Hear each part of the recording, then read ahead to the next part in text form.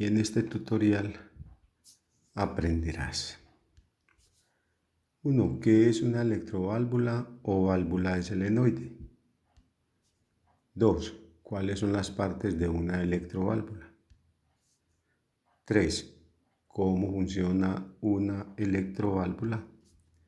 Y 4. ¿Cuáles son algunas especificaciones de las electroválvulas? Bien, empecemos.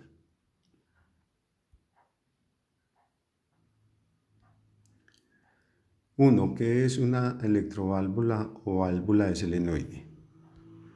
Bien, como su nombre lo indica, son válvulas y como toda válvula, pues son elementos que permiten o cierran el paso del fluido, solamente que estas hacen esta función, pero cuando son accionadas por una corriente eléctrica.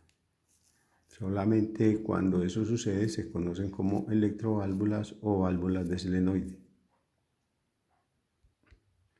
2. ¿Cuáles son las partes de una electroválvula? Bien, ahí tenemos dibujada una electroválvula y está conformada por las siguientes partes. Un enchufle, ese enchufle, la función es que permite el paso de la corriente eléctrica cuando está conectado. Una carcasa o parte protectora. Un resorte, que es el que me permite que el vástago, que un elemento, normalmente los resortes lo que hacen es permitir el desplazamiento de un vástago. El bobinado, lo anaranjado lo he dibujado ahí como el bobinado y es un embobinado, un núcleo, el cual genera un campo magnético y mediante ese campo magnético es como se genera la corriente eléctrica. El vástago que mencionamos, una membrana, que es un platillo con una membrana que permite o no el paso de fluido,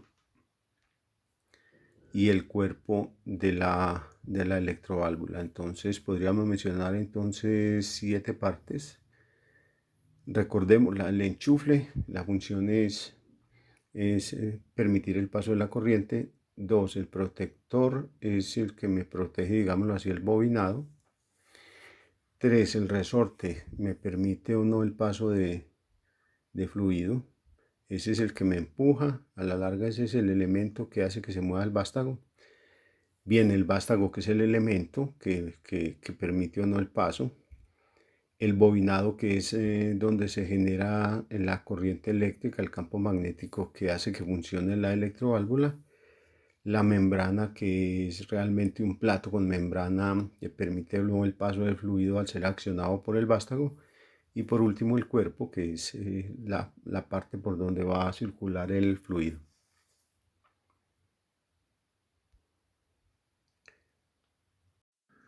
Bien, ¿cómo funciona una electroválvula?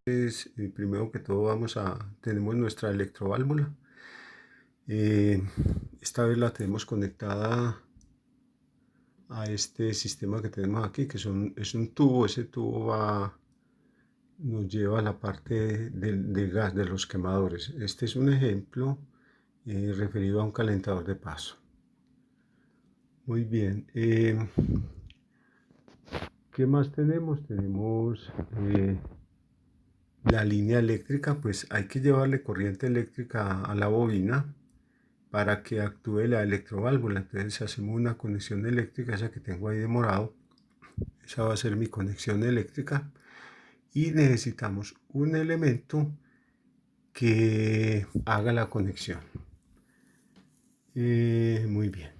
Entonces este elemento es, en el caso de los calentadores de paso, es el micro switch. Y, o sea, este elemento verde que tengo aquí, básicamente es el micro switch. Y por aquí tengo la válvula de agua. Esta es la válvula de agua. De tal manera que cuando el agua entra por esta parte, entonces me empuja este elemento y el agua va hacia el serpentín. Este elemento empujado hace contacto aquí. La válvula actúa porque está cerrada. porque pasa la corriente a través del sistema eléctrico, pasa la corriente, se acciona la válvula solenoide porque se crea un campo magnético aquí, estilo un imán. Ese imán atrae este pistón y se abre la membrana, con lo cual el gas que viene de aquí entonces puede pasar por aquí hacia los quemadores. Bien, en la parte 4 acerca de las especificaciones de las electroválvulas, pues yo traigo aquí como un ejemplo. Valdría la pena que usted, cada electroválvula trae su manual técnico, entonces consultar allí o en el manual técnico del equipo al cual pertenece la electroválvula. Yo simplemente traigo aquí unos parámetros mediante los cuales de pronto se puede seleccionar una electroválvula.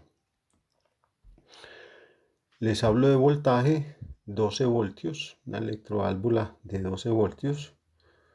Recordemos que voltaje es la diferencia de potencial y recordemos que el voltaje lo que hace que la electricidad, que haya flujo de electrones.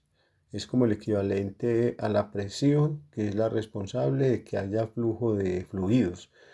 Un fluido se mueve, así como un fluido se mueve de un punto donde hay mayor presión a otro donde hay menor presión, la electricidad se mueve de un punto donde hay más voltaje a otro que hay menos. Entonces son similares.